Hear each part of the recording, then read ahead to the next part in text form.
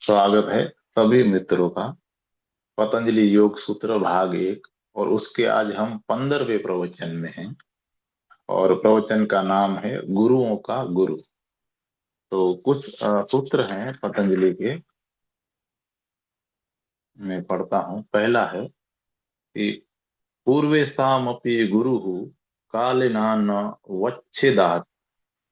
अर्थ है कि समय की सीमाओं के बाहर होने के कारण वह गुरुओं का भी गुरु है। दूसरा सूत्र है कि तस्य वाचकः प्रणवः। उसे ओम के रूप में जाना जाता है।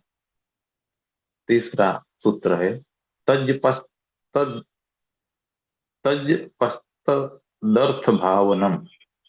ओम को दोहराओ और इस पर ध्यान करो। चौथा सूत्र है ततः प्रत्येक चेतना तिगमोप्यंतराया भावश्च। अर्थ है कि ओम को दोहराना और उस पर ध्यान करना सारी बाधाओं का विलीनीकरण और एक नव चेतना का जागरण लाता है। तो भगवान इस सूत्र को समझाने से पहले हमें बताते हैं कि पतंजलि परमात्मा की घटना के बारे में कह रहे हैं। परमात्मा सृष्टा नहीं है। परमात्मा पतंजलि के लिए परमात्मा है वैयक्तिक चेतना का परम रूप से खिलना। हर कोई और हर चीज परमात्मा होने के मार्ग पर है। न केवल तुम ही बल्कि पत्थर चन्ना चट्टाने अस्तित्व की प्रत्येक इकाई परमात्मा होने के मार्ग पर है। कई हो चुके हैं, कई हो रहे हैं, कई होंगे। परमात्मा सृष्टा नहीं है बल्कि परमोत्कर्ष है, अस्तित्व का परम शिखर। वह आरंभ में नहीं है, वह अंत में है। और निसंदेह एक अर्थ में वे आरंभ में भी हैं, क्योंकि अंत में केवल वही खिल सकता है जो वहां एकदम आरंभ से ही बीज रूप में सदा रहा हो। परमात्मा है एक अंतस संभावना, एक प्रच्छन्न संभावना। इस बात को ध्यान में ले लेना है। अतः पतंजलि के लिए एक ईश्वर नहीं, अनंत ईश्वर है। सारा अस्तित्व भरा हुआ है ईश्वरों से। पतंजलि की ईश्वर की अवधारणा को तुम एक बार समझ लेते हो तो ईश्वर वस्तुतः पूजा करने के लिए ही नहीं होता है। तुम्हें तुम्हें वही होना होता है और वही होती है एकमात्र पूजा। यदि तुम ईश्वर की पूजा किए चले जाते हो तो यह बात तुम्हें मदद न देगी। वस्तुतः तो यह नासमझी होती है। पूजा, वास्तविक पूजा तो तुम्हारे स्वयं के ईश्वर हो जाने से ही होती है। सारा प्रयास होना चाहिए तुम्हारी क्षमता को उस बिंदु तक ले आने का जहां यह वास्तविकता में विस्फोटित होती है, जहां बीज प्रस्फुटित होता है और जो अनंत काल से वहां छिपा हुआ था वह प्रकट हो जाता है। तुम एक अव्यक्त परमात्मा हो और अव्यक्त को व्यक्त के स्तर तक ले जाने का प्रयास होता है। इसे अभिव्यक्ति के तल तक ले आने का प्रयास होता है। तो सूत्र है कि समय की सीमाओं के बाहर होने के कारण वह गुरुओं का भी गुरु है। पतंजलि अपनी परमात्मा की अवधारणा के विषय में कहते हैं कि जब कोई पूरी तरह खिल जाता है, जब किसी का अस्तित्व खिला हुआ और कमल बन जाता है, तब उसे बहुत सी चीजें घटती हैं और उसके द्वारा बहुत सी चीजें अस्तित्व में भी घटनी शुरू हो जाती हैं। वह व्यक्ति एक विशाल शक्ति बन जाता है, अपरिसीम शक्ति। और उसके द्वारा बहुत ढंग से अपने सच्चे रूप से ईश्वर होने में दूसरे मदद पाते हैं। समय की सीमाओं के बाहर होने के कारण वह गुरुओं के गुरु हैं। तीन प्रकार के गुरु होते हैं। एक जो है वह गुरु नहीं होता, बल्कि वह एक शिक्षक होता है। शिक्षक वह होता है जो शिक्षा देता है, जो चीजों को जानने में लोगों की मदद करता है, स्वयं उन्हें समझे बिना। कई बार शिक्षक हजार लोगों को आकर्षित कर सकते हैं। केवल एक बात की आवश्यकता होती है कि उन्हें अच्छा शिक्षक होना चाहिए। हो सकता है उन्होंने स्वयं न जाना हो, लेकिन वे बतला सकते हैं, वे तर्क दे सकते हैं, वे उपदेश दे सकते हैं। और बहुत लोग उनके वचनों द्वारा, उनके धर्मोपदेशों द्वारा और उनके प्रवचनों के द्वारा आकर्षित हो जाते हैं। तो निरंतर परमात्मा की बातें करते हुए शायद वे स्वयं को मूर्ख बना रहे हैं। हो सकता है धीरे धीरे वे अनुभव करने लगते हों कि वे जानते हैं। जब तुम किसी चीज की बात करते हो तो सबसे बड़ा खतरा होता है कि शायद तुम ही यकीन करने लगो कि तुम जानते हो। तो शिक्षा देने का एक आकर्षण है, क्योंकि यह बात अहंकार को बहुत भरती है। जब कोई बहुत एकाग्रता से तुम्हें सुनता है, कहीं बहुत गहरे में वह तुम्हारे अहंकार की परिपूर्ति करता है, क्योंकि तुम अनुभव करते हो कि तुम जानते हो और वह नहीं जानता है। तुम ज्ञानी हो और वह अज्ञानी है।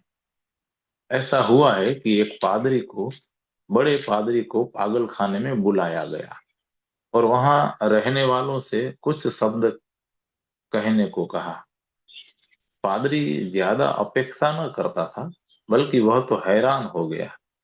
एक पागल आदमी इतनी एकाग्रता से उन्हें सुन रहा था, और उसने किसी व्यक्ति को न देखा था इतनी एकाग्रता से सुनते हुए। वह बिल्कुल आगे झुका हुआ था, वह हर शब्द को हृदय में बैठा रहा था। आदमी पलक तक न झपका रहा था। वह इतना एकाग्र था कि जैसे वह सम्मोहन अवस्था में हो। जब पादरी ने अपना प्रवचन समाप्त किया, उसने देखा कि वह आदमी सुपरिंटेंडेंट के पास गया है और उससे कुछ कुछ कहा है उसने। तो पादरी को जिज्ञासा हुई। जैसे ही संभव हुआ, उसने सुपरिंटेंडेंट से पूछा कि वह आदमी आपसे क्या कह रहा था। क्या वह मेरे प्रवचन के बारे में कुछ कह रहा था? सुपरिंटेंडेंट बोला हाँ। पादरी ने कहा कि क्या आप मुझे बता सकते हैं कि उसने क्या कहा? सुपरिंटेंडेंट थोड़ा सा हिचकिचाया, लेकिन फिर वह बोला हाँ, उस आदमी ने कहा था कि जरा देखो तो, मैं यहाँ भीतर हूँ और वे बाहर हैं। शिक्षक ठीक उसी स्थान पर हैं, उसी नाव में सवार हैं जिस पर तुम हो। वह भी पागल खाने का अंतेवासी है।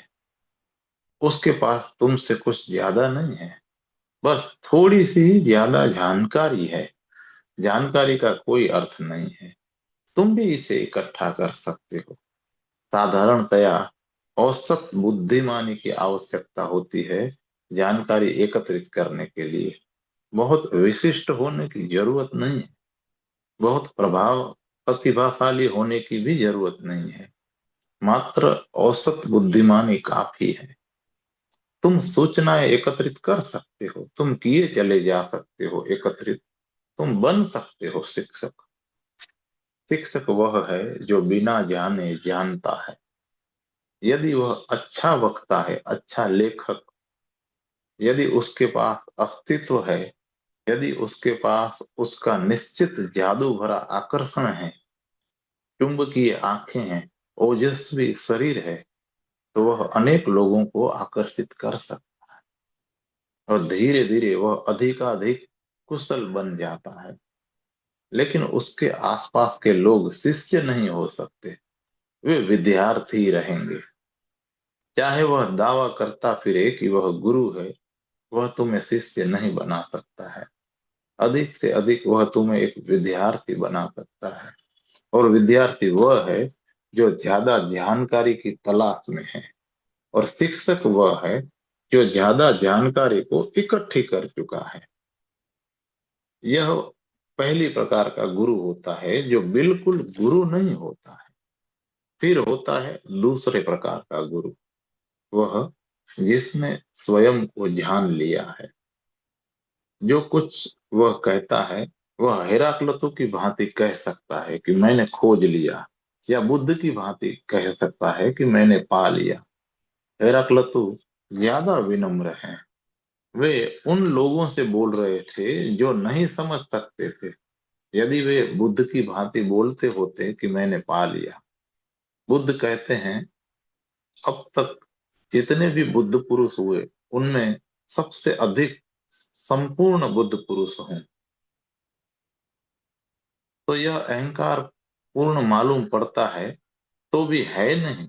वे अपने शिष्यों से बोल रहे थे जो समझ सकते थे कि कोई अहंकार बिल्कुल नहीं है। अब हेराक्ल तो उन लोगों से बोल रहे थे जो शिष्य नहीं थे, मात्र साधारण मनुष्य थे।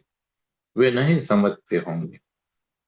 विनम्रता पूर्वक वे कहते हैं कि मैंने खोजा है और यह शेष भाग मैंने पा लिया है।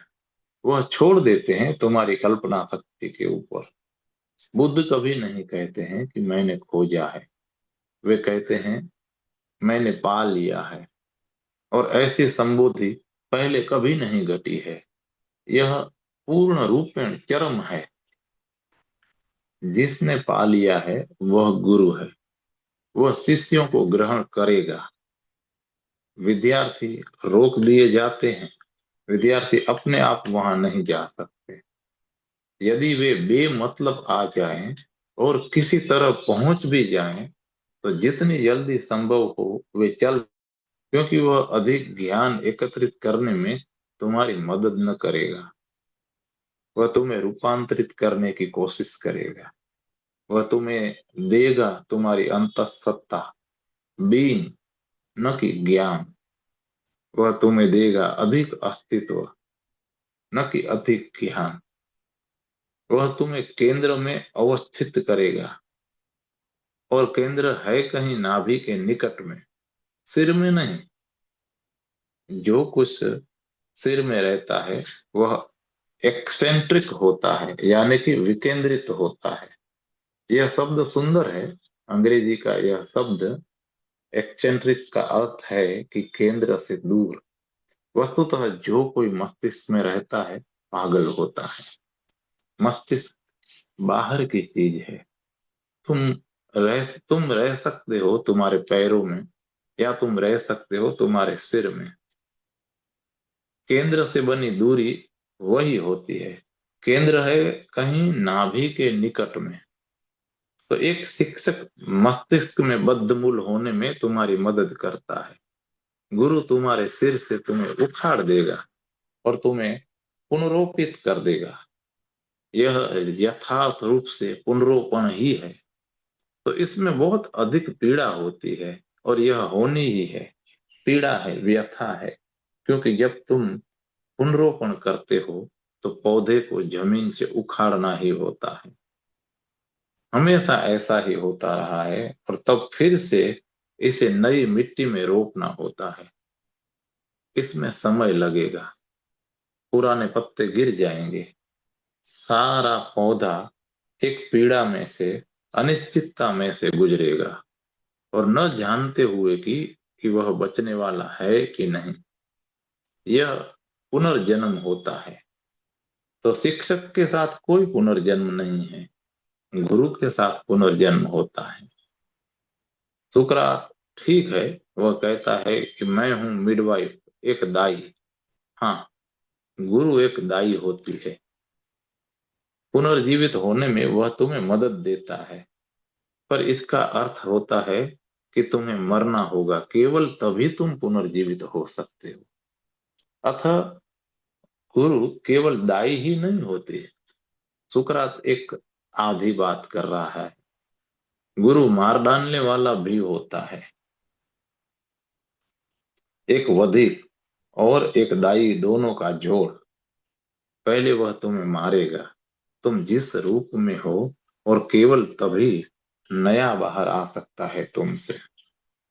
तुम्हारी मृत्यु में से हो सकता है तुम्हारा पुनर्जन्म। तो एक शिक्षक तुम्हें कभी नहीं बदलता। जो तुम होते हो, जो कोई भी तुम होते हो, वह सिर्फ तुम्हें और अधिक सूचनाएं देता रहता है। वह तुम में कुछ जोड़ देता है। वह उसी सातत्य को बनाए रखता है। तो हो सकता है वह तुम्हें किंचित परिवर्तित कर दे। वह तुम्हारा परिष्कार कर सकता है। शायद तुम ज्यादा सुसंस्कृत हो जाओ, ज्यादा परिष्कृत, लेकिन तुम वही रहोगे, आधार वही रहेगा। गुरु के साथ एक अंतराल घटता है। तुम्हारा अतीत यूं हो जाता है जैसे कि वह कभी तुम्हारा न था, जैसे वह किसी और से संबंधित था, जैसे तुमने इसका सपना देखा था और यह वास्तविक नहीं था, यह एक दुस्वप्न था। तो निरंतरता टूटती है, एक अंतराल होता है। पुराना गिर जाता है और नया आ जाता है, और बीच में होती है खाली जगह, एक अंतराल। वही अंतराल है समस्या। उस अंतराल को गुजर देना है। उस अंतराल में बहुत लोग घबरा ही जाते हैं और वापस चले जाते हैं। वे शीघ्रता से दौड़ते हैं, पुराने अतीत से जा चिपकते हैं। इस अंतराल को पार करने में गुरु तुम्हारी मदद करता है, लेकिन शिक्षक के लिए ऐसा कुछ नहीं होता है। कोई समस्या नहीं होती। शिक्षक तुम्हें मदद देता है ज्यादा सीखने में, जबकि गुरु का पहला काम है अनसीखा होने में तुम्हारी मदद करना।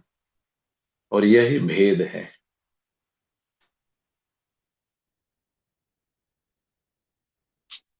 धन्यवाद मित्रों। आज का पठन हम यहीं विराम करते हैं। कल फिर से पढ़ेंगे। जय भगवान।